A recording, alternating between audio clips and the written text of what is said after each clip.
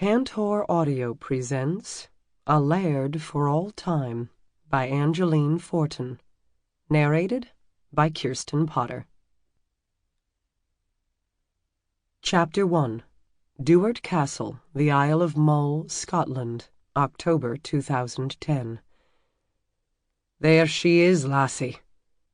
Emmy gripped the edge of the window and stared at the panoramic view of the distant castle the driver's finger pointed toward as the bus traveled the winding road along the eastern coastline of the Isle of Mull. In the distance was the last destination on her 10-day UK vacation. Starting naturally in London, she had taken in the sights of Wales and Yorkshire before travelling from there on to Edinburgh and Glasgow. The distant edifice was the last spectacle she had come so far to see, Duart Castle, the ancestral home of the clan MacLean for hundreds of years. Her guidebook told her the name Duart meant Black Point in Gaelic, and, based on the view from the ferry as she had crossed the Sound of Mull that afternoon from mainland Scotland, she knew why it bore that name. The castle did indeed sit on black earth that contrasted with the waters of the Sound and the overcast sky behind it. When she had first spotted the castle from the ferry on her arrival, the clouds had hung so low that they almost clung to the land between the water and the castle, nearly obscuring her view of it.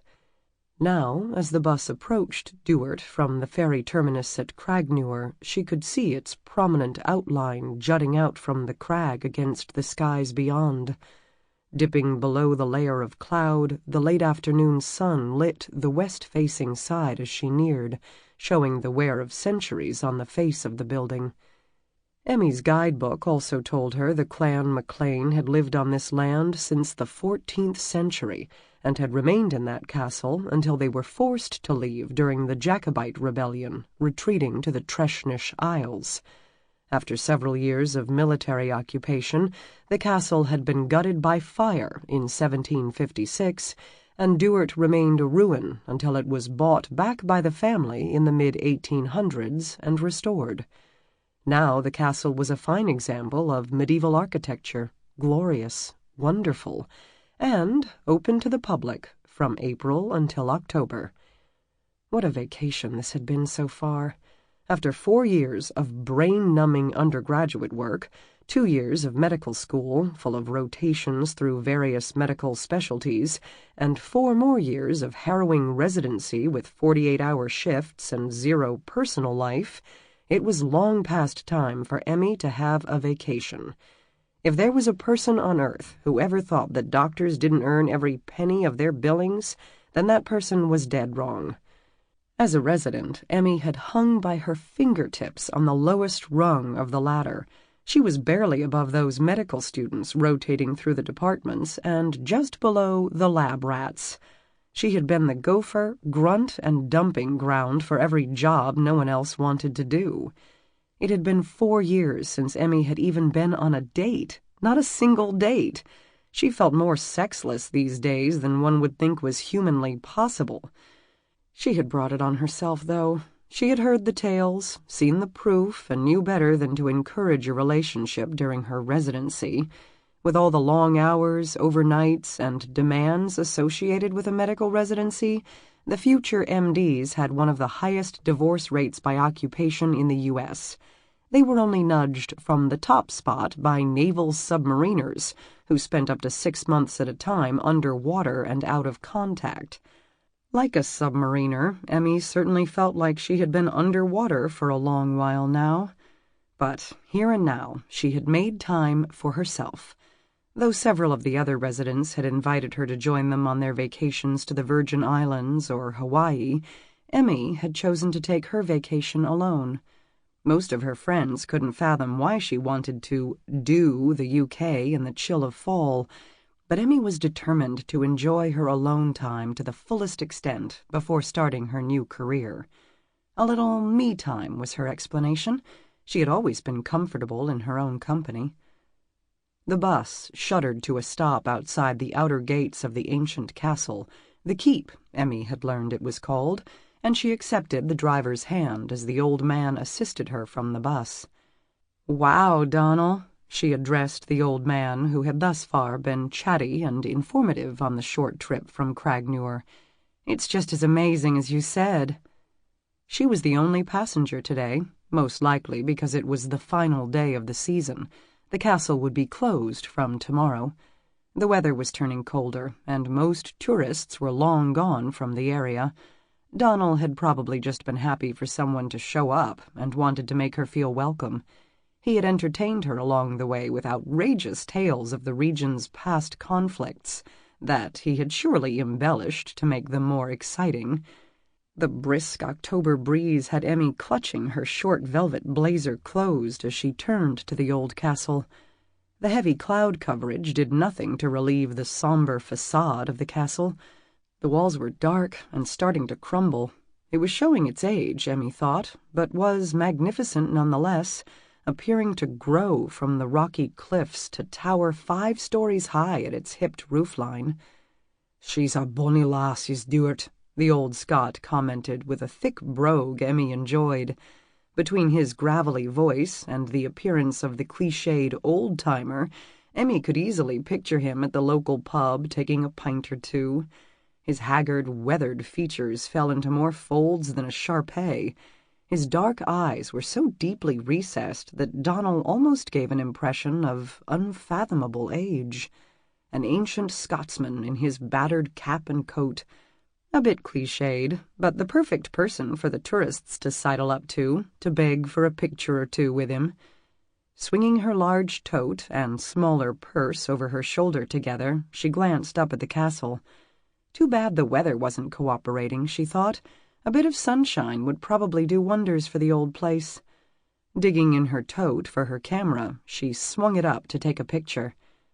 Look at the old girl, Emmy thought, so beaten down with age. "I'll bet it was really something 100 years ago when it was restored," she commented aloud. "Restoration was completed about 115 years ago. You wouldn't ha' wanted to see it then," Donal said, leaning back against the fender of the shuttle with his arms crossed over his chest. "Why not?" Emmy asked absently as she took a few more shots. "They were nigh happy times, lassie. Tragic, the old laird and his family."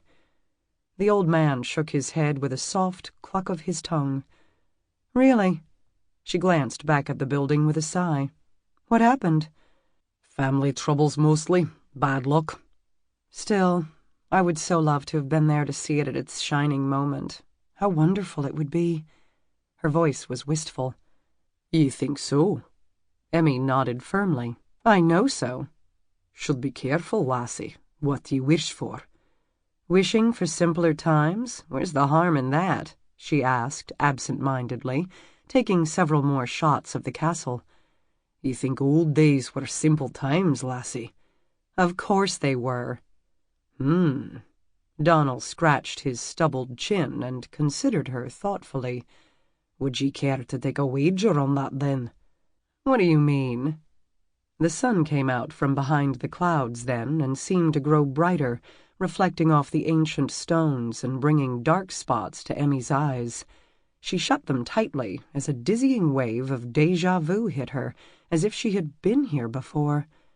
As she looked back at the castle, the sun washed across the stone embattlements as if awakening the castle from a long sleep.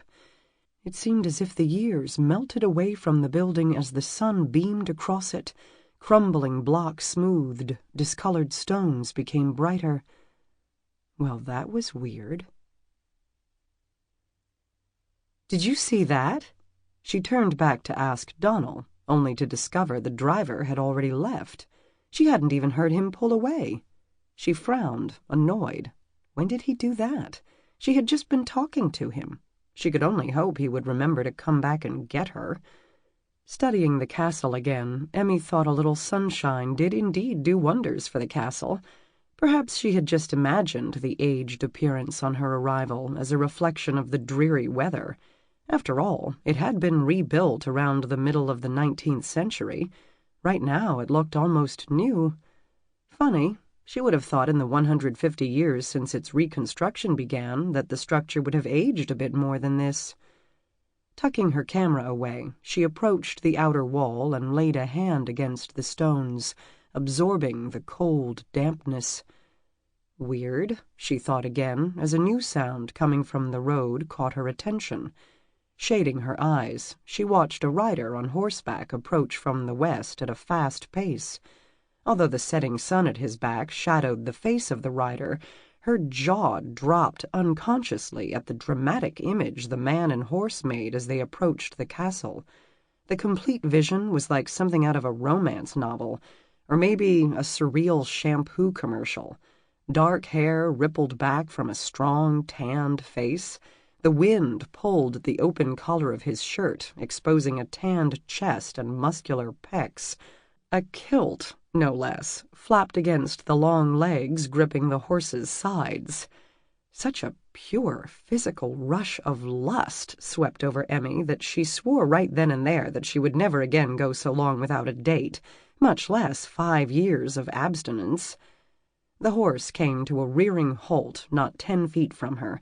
Startled, she leaped back out of harm's way. As the hooves landed on the ground, the rider swung himself to the ground and strode toward her. Eyes blazing with heat and anger, he walked, no, actually stomped toward her, slapping off dust of his kilt as he came. Mel Gibson, Christopher Lambert, Adrian Paul, those movie Highlanders had nothing on this man. He was just that, all man. He wore his kilt slung over an ivory shirt. His thighs were bare and heavily muscled. He was taller than her, 5'8" by nearly a head. Broad shoulders, dark hair, the whole masculine package was simply overwhelming. A god descended from the heavens. Emmy knew she'd never seen such a vision in her life, and thought she was unlikely to again. She stumbled back several steps as he stalked forward. He easily caught her by the shoulders nonetheless, and glared down at her. "Uta chug bea." His deep brogue bit out the foreign words. Partially terrified, largely enthralled, Emmy did the only thing that seemed appropriate. She fainted. Chapter 2.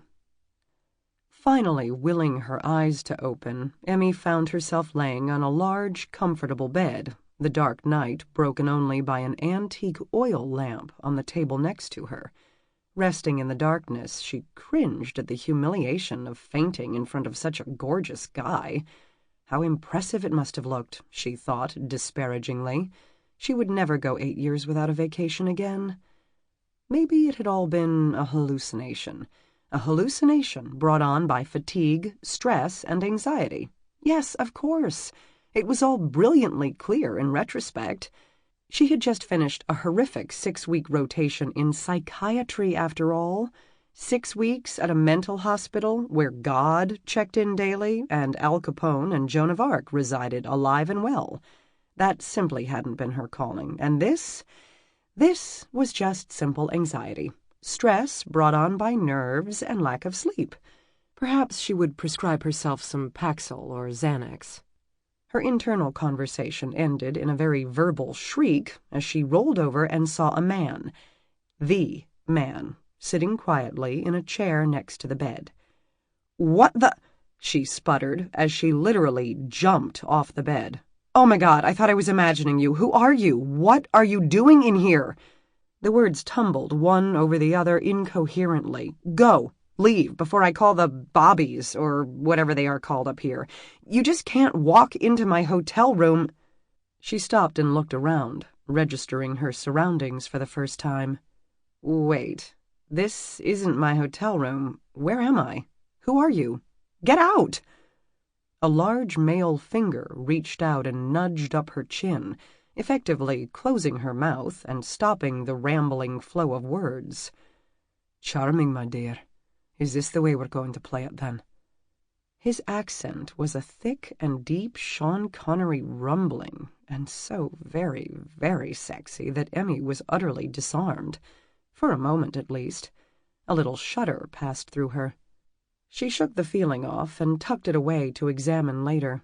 She shoved his hand away from her chin roughly, a move that clearly surprised him. "What are you talking about?" she demanded. "Amusing," he murmured. He leaned back in the chair and rubbed a forefinger absently across his full, appealing lower lip. "Did you nae think I would recognize ye, Heather, love?" "Obviously, you've got the wrong girl, Scotty. My name is Emmy." "Could you nae think of a more clever alias, my dear? Not a terribly original variation of Emmeline Heather?" Emmy rolled her eyes at his nonsensical words. "Okay, whatever. Point remains, you got the wrong girl. Go back to the mothership." Too bad that he was absolutely round the bend, she thought. He honestly had to be the most incredibly appealing man she had ever laid eyes on. And that voice! The voice alone sent little vibrations of lust along every nerve ending. She rounded the bed to the safety of the opposite side, attempting to create a barrier between them. Her blazer and scarf hung on the end of the bed.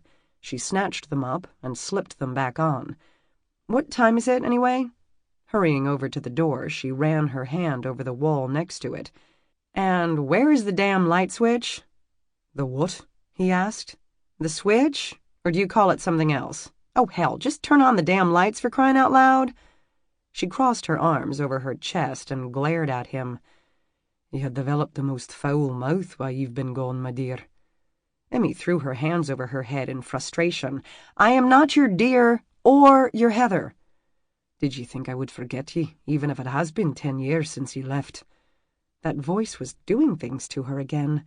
Despite her apprehension, she felt every word with a quiver deep in her chest. It was disconcerting, to say the least, since that warm, melting feeling was completely at odds with her other reactions to him. She needed to get away from here before she did something stupid. "Left? Read my lips. I have never been to Scotland before." She spoke slowly, enunciating each word while making a mouthing motion with her hand like a puppet. "Never. Comprende? You got the wrong girl. I am Emmy MacKenzie." She squared her shoulders. "Dr. Emily MacKenzie." He stared at her in disbelief for a moment, then, to her surprise, burst out in laughter. A heartfelt, rich laughter that would have been incredibly attractive in a man not quite so insane. Disgusted with him and herself, Emmy wrenched the door open and left the room, determined to find the castle's caretaker, assuming she was even in the castle at all, and get that madman away from her. Emmy stalked down the hall and down a massive stone staircase that led to the floor below, noting with relief the central hall she'd seen on Duart's website. The thought crossed her mind, however, that it looked even more authentic than it had seemed in the brochure or on the website. She paused, uncertain. Where was the office? Surely the caretaker would have some sort of office or desk. A heavy oak door opened to her left, and a tall, lean man in a dark suit entered the hall. "Can I help you, lassie?" he asked in a heavy burr. "Thank goodness," Emmy said, rushing toward him. "Are you the manager? There is a strange man upstairs who was harassing me, and I'd like to report him." "A strange man, ye say?" The man looked utterly befuddled by her statement. "Only the Laird and his family are here in the castle, lassie. Are ye sure you're not mistaken?" "No, there really is someone up there," she insisted, and hissed, "He keeps insisting that I'm his wife." The man's eyes crinkled in amusement as they shifted up to the stairs behind her. "It seems the lass is having a hard time remembering you, Connor." Emmy spun around to face the man from her room above her on the landing, watching with an amused grin on his lips. "It does seem to be the case, Ian. Perhaps ye should reintroduce us. Lassie, meet Lord Connor James Lachlan MacLean II, Earl of Strathclyde, Laird of the Clan MacLean, Lord of Duart Castle, and, you'll be remembering, your husband." "I am not his wife." "Aye, ye are," both men replied in unison. Connor MacLean stared down at his long-lost wife, momentarily enthralled by the woman before him, her beauty heightened by the high temper she was in. Her hair was lighter than he remembered, and her figure fuller in all the best places, but it was definitely she. Nor was she the frigid young thing he recalled from 10 years past. Time had brought an assuredness to her manner, and clearly enough self-confidence not to fear an argument or confrontation with him, for she had actually slapped his hand away, and her temper brought a high color to her cheeks that was unbelievably alluring. He tamped down the beginnings of an arousal, trying to remember his anger and the humiliation she had dealt him all those years ago. It should not matter that she had a fullness to her lips that begged him to forgive and forget, and to take them with his own. He could not forget who she was. She paced the hall with unconcealed agitation. Her stride was manly in the shockingly tight trousers she wore. Strange that, for Heather had always been one for high fashion. "Oh, my God," she entreated again in a most sacrilegious way. "If you treat all your guests in this fashion, you'll be out of business in no time." Rubbing her hands over her face, Emmy tried to remember what she had learned about dealing with the mentally unstable. Damn, she never, ever wanted to go into that field. Why would she retain any working knowledge on the subject? That Laird had her totally frazzled. "Connor, right? Okay, Connor, let's compromise here," she tried in a low, soothing voice. "I'd be willing to accept that I must bear a remarkable resemblance to your wife if you will just for one tiny moment consider that I might just not be her." "I might have considered that if you were nigh here, now, exactly 10 years from the day ye left," Connor answered. How long was she thinking she could continue this denial of her identity? He wasn't sure whether he should be angered or amused by her tenacity. 10 years later, and you think you'd know me? Her? Get real. I could not see my own mother for 10 years and not recognize her. How can you be so sure?" she challenged. A female squeal sounded from a nearby doorway. As Emmy turned, a young woman who was her absolute double, but for her chalk-white pallor and stunned expression, whispered, "Gracious," and fainted promptly into the other man's arms. Emmy's shocked eyes met Connor's. He descended the stairs, pointing at the other woman. "That's how." Emmy followed the men into a nearby room as the one named Ian carried the woman over to a small sofa and laid her gently down. Emmy stared in amazement. She had always heard that everyone had a doppelganger somewhere in the world. Here was hers. She could tell no physical difference between their two faces. She almost wanted to reach out and touch her to make sure she was real. Weird. A shudder passed through her that she couldn't identify. Trepidation? Fascination? Fear? The man called Ian took a small vial from a maid who scurried in after them and waved it under the woman's nose until she started and began to revive. When she opened her eyes, the other woman examined Emmy suspiciously for a long moment before summoning a small smile as she struggled to sit up. "Heather, we thought you'd never come back. Where have you been all this time?" Emmy sighed, unsure of where to go next in this tangled mess. "Listen, ma'am, I'm afraid we have a bit of a misunderstanding in the works here." "Come, Heather, you're nae going to pretend that you dinna recognize your own twin, are ye?"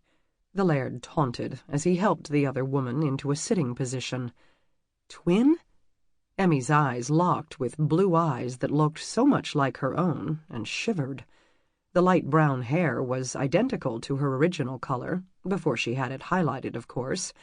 They could have been twins, that much was true, except the woman was obviously well along in her pregnancy, maybe the end of her second trimester. When Emmy remained stiff, the other woman's eyes narrowed slightly.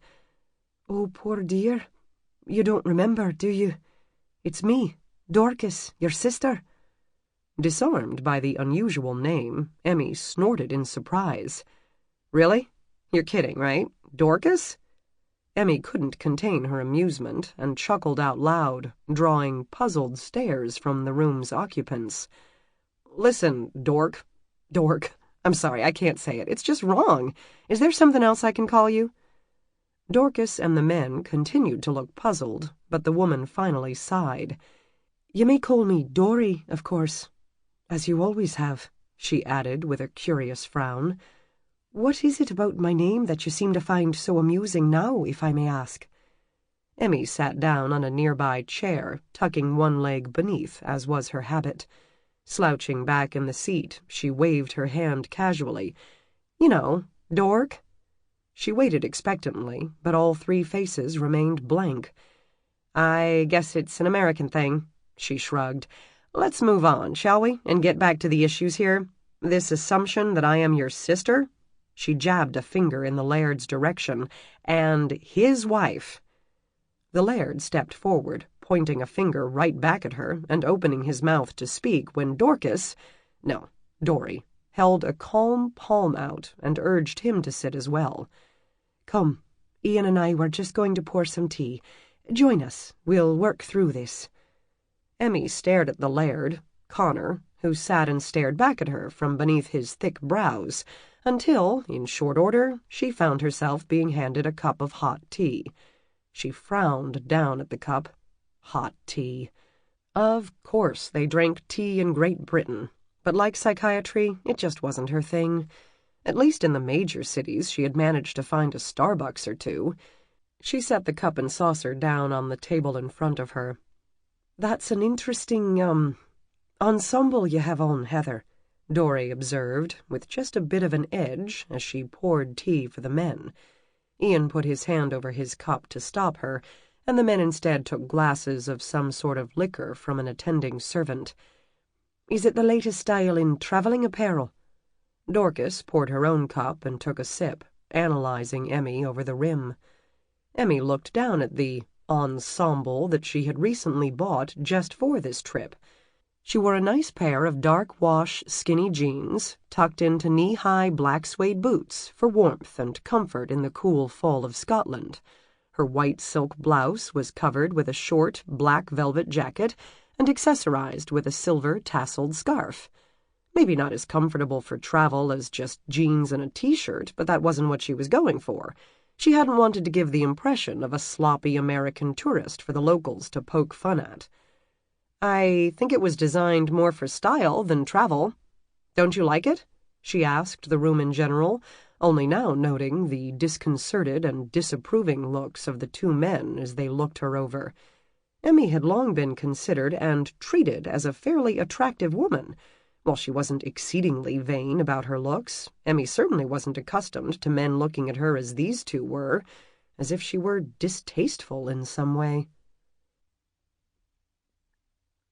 Connor eyed her attire.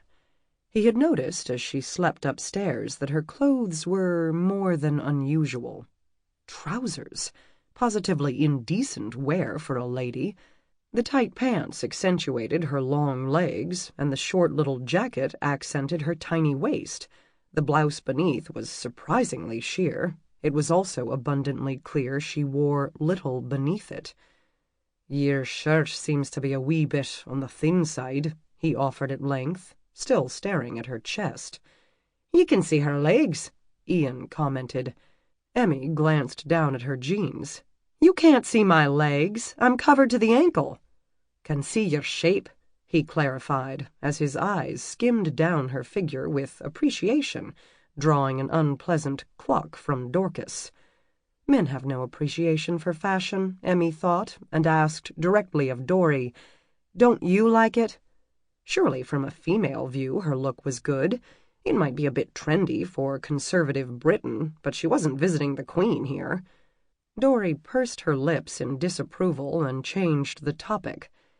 "Maybe it would help us if we understood who you think you are." Emmy's mind went blank, and she stared at them dumbly for a moment before an idea popped into her mind. "If you would simply check the visitors list, my name is Emily Rose MacKenzie." The faces around her still looked skeptical, so she added, "Don't you have records of the guests you're expecting here? I'm the American who was crazy enough to come over in the fall rather than the summer. On the last day the castle is open to tourists. I was told the Laird and his family usually lived in Edinburgh for the summer, and that's why the house was open to visitors from May until October. I didn't know the owners would be here." She stopped, suddenly aware that she was rambling while frowning confusion. Sample complete. Ready to continue?